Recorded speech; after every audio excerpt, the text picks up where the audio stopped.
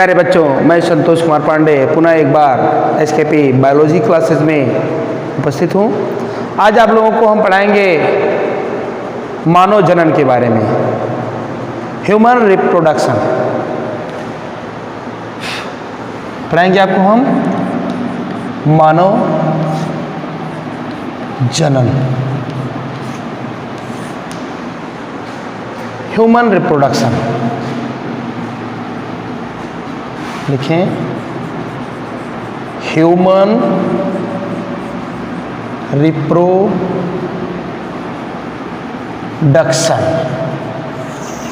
मानव में जनन। सबसे पहले हम बात करते हैं बेटा, मानव कैसा प्राणी है।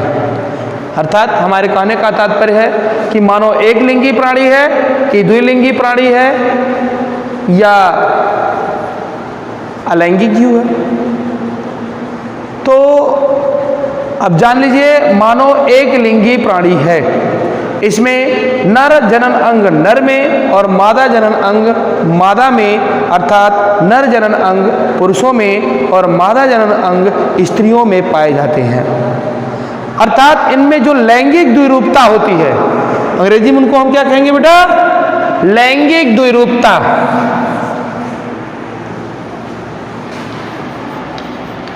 लैंगिक द्विरूपता, अंग्रेजी में इसको हम कहते हैं बेटा सेक्सुअल डाइमॉर्फिज्म। सेक्सुअल डाइमॉर्फिज्म,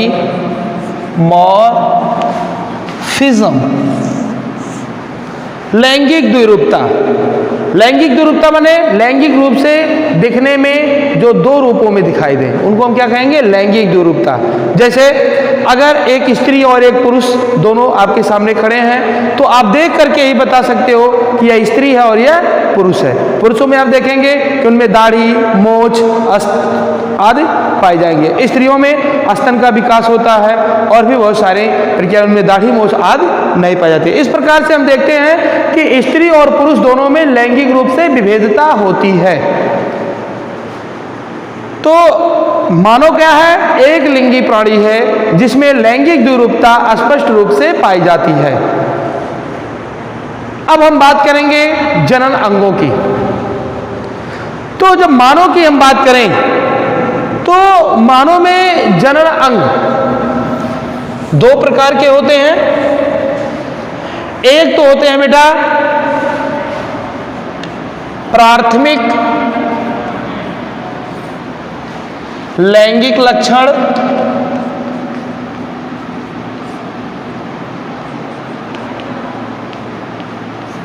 अथवा इन्हीं को हम कह सकते हैं प्राथमिक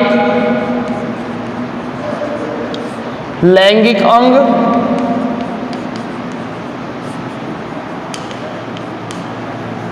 और दूसरे होते हैं द्वितीयक लैंगिक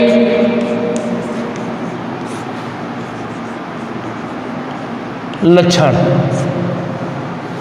या इन्हें हम गौण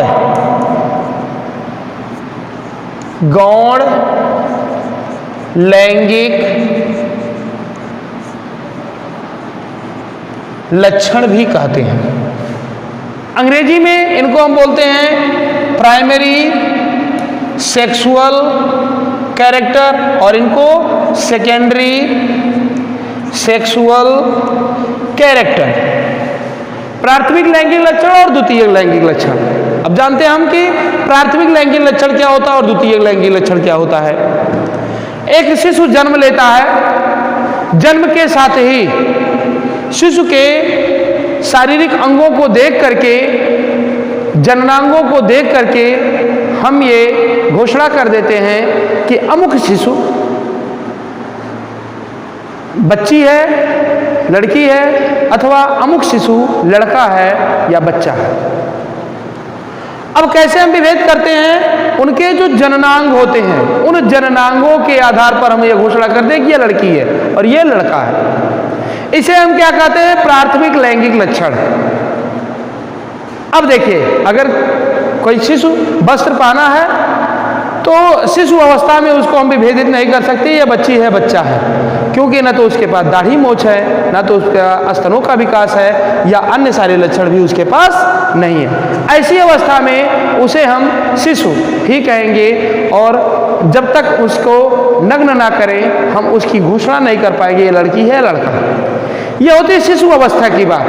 किंतु जैसे जैसे हम वयस्क होते हैं, बड़े होते हैं और लैंगिक अवस्था को प्राप्त करते हैं, अर्थात जब हम जननक्षम हो जाते हैं, जनन करने योग्य हो जाते हैं, तो उस समय हम लोगों के शरीर में कुछ विशेष लक्षण हार्मोनों के प्रभाव के कारण उत्पन्न होते हैं। उन लक्षणों को हम द्वितीयक लक्षण, सेकेंडरी सेक्सुअल कैरेक्टर कहते हैं। ये लक्षण लड़कियों में 9 से 12 वर्ष की आयु में और लड़कों में ये 13 से 15 वर्ष की आयु में उपस्थित होते हैं या पाए जाते हैं या विकसित होते हैं। तो प्राथमिक लैंगिक लक्षण के रूप में आपके जननांग हो गए। इन जननांगों के आधार पर ही आप स्पष्ट करते हो कि अमुक शिशु लड़की है या लड़का है। जबकि जो द्वितीय लैंगिक लक्षण होते हैं उनका हम चर्चा आपके सामने करने जा रहे हैं, जो द्वितीय लैंगिक लक्षण होते हैं।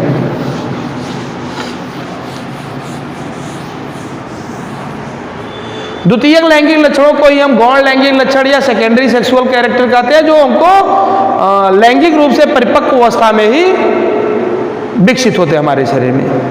तो सबसे पहले हम बात करते हैं पुरुषों के द्वितीयक लैंगिक लक्षण की। लैंगिक लक्षण की पुरुषों में कौन कौन से द्वितीय लैंगिक लक्षण पाए जाते हैं? तो सबसे पहले होता है बेटा नंबर 1 दाढ़ी, यौन, मोछ का विकास होना। दाढ़ी, यौन, मोछ का विकास होना। पुरुषों में दाढ़ी और मोछ विकसित हो जाते हैं, सबसे पहला लक्षण होता है पुरुषों के या लड़कों के गौण लैंगिक लक्षण या द्वितीय लैंगिक लक्षण के।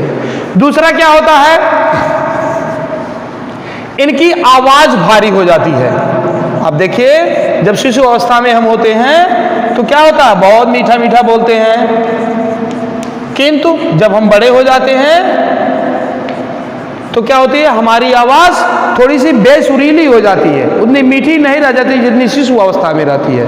जबकि लड़कियों का देखिए ये आवाज उनकी और मधुर हो जाती है, मम्मी पापा को खूब आकर्षित करती है। और लड़कियां क्या होती हैं, एक दिन पापा से मीठा मीठा बोल करके हम लोगों का सारा प्रॉपर्टी लेकर के अपने घर चली जाती हैं। थोड़ा सा हंसेंगे आप लोग। तो हम लोगों की आवाज क्या होती है, भारी हो जाती है। अगला क्या होता है, तीसरा, हम लोगों का जो शरीर होता है बेटा, शरीर खुरदुरा हो जाता है, शरीर खुरदुरा हो जाता है। और क्या होता है, हमारे कंधे, हमको कार्य करने होते हैं तो कंधे मजबूत हो जाते हैं।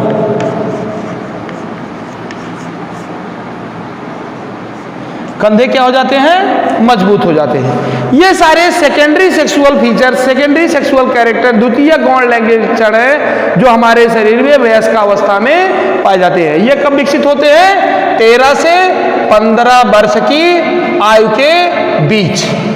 कब पैदा होते हैं बेटा, 13 से 15 वर्ष की आयु के बीच। इनको हम द्वितीय लैंगिक लक्षण पुरुषों का कहते हैं। अब हम जानेंगे कि लड़कियों के या बालिकाओं में कौन कौन से द्वितीय लैंगिक लक्षण होते हैं जिनके द्वारा हम मानते हैं कि लड़कियां वयस्क हो गई हैं, जननक्षम हो गई हैं, संतानोत्पत्ति कर सकती हैं। तो उनमें भी कुछ विशेष लक्षण होते हैं जिनके आधार पर हम बाह्य रूप से ही देख करके बता देंगे कि यह लड़की है, अब यह जननक्षम हो चुकी है। तो सबसे पहले होता है उनमें, यानी कि बालिकाओं में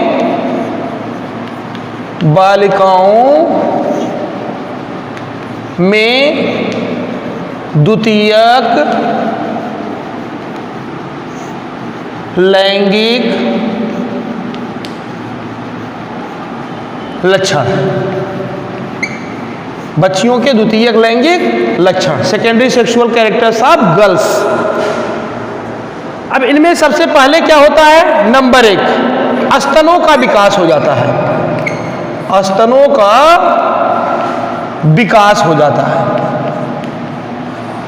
अब देखेंगे कि उनके स्तन थोड़ा मांसल हो जाते हैं, बड़े हो जाते हैं, कठोर हो जाते हैं, जबकि पुरुषों में स्तन ग्रंथियां अविकसित रह जाती हैं। तो सबसे पहला लक्षण क्या होता है कि उनके स्तन विकसित हो जाते हैं, स्तन बड़े हो जाते हैं। दूसरा क्या होता है बेटा, उनमें मासिक धर्म, मासिक धर्म या इसी को हम क्या कहते हैं, रजोधर्म, रजो धर्म, अंग्रेजी में इसी को हम क्या कहते हैं, मिनिस्ट्रल साइकिल, मिनिस्ट्रल साइकिल, ये प्रारंभ हो जाता है, मिनिस्ट्रल धर्म साइकिल प्रारंभ हो जाता है। तीसरा क्या होता है बेटा, इनकी आवाज सुरीली हो जाती है, आवाज सुरीली हो जाती है। और क्या होता है, इनकी त्वचा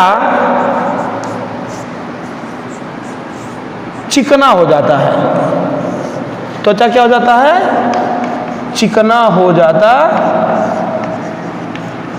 है। और क्या होता है, जो नितंब होते हैं, अंग्रेजी में इनको हम बटक कहते हैं, बटक फैट डिपोजिशन के कारण, फैट डिपोजिशन के कारण थोड़ा भारी हो जाते हैं।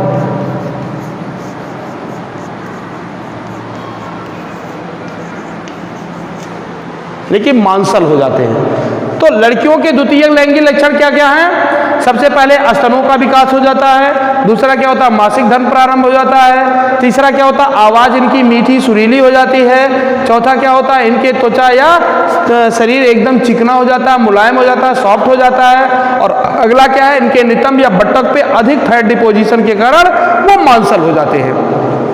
इन लक्षणों के आधार पर हम स्पष्ट कर सकते हैं कि यह बालिका है और यह बालक है। इस तरह से मानव में स्पष्ट रूप से लैंगिक द्विरूपता पाई जाती है और उनमें ये विशेष प्रकार के गौण लैंगिक लक्षण पाए जाते हैं। अब इसके बाद हम आपको अगले वीडियो में बताएंगे नर जनन तंत्र के बारे में। किसमें बताएंगे बेटा? नर जनन तंत्र के बारे में। अगर आप लोगों को मेरा वीडियो ये अच्छा लगा हो तो इसे आप लाइक और सब्सक्राइब जरूर करें। धन्यवाद।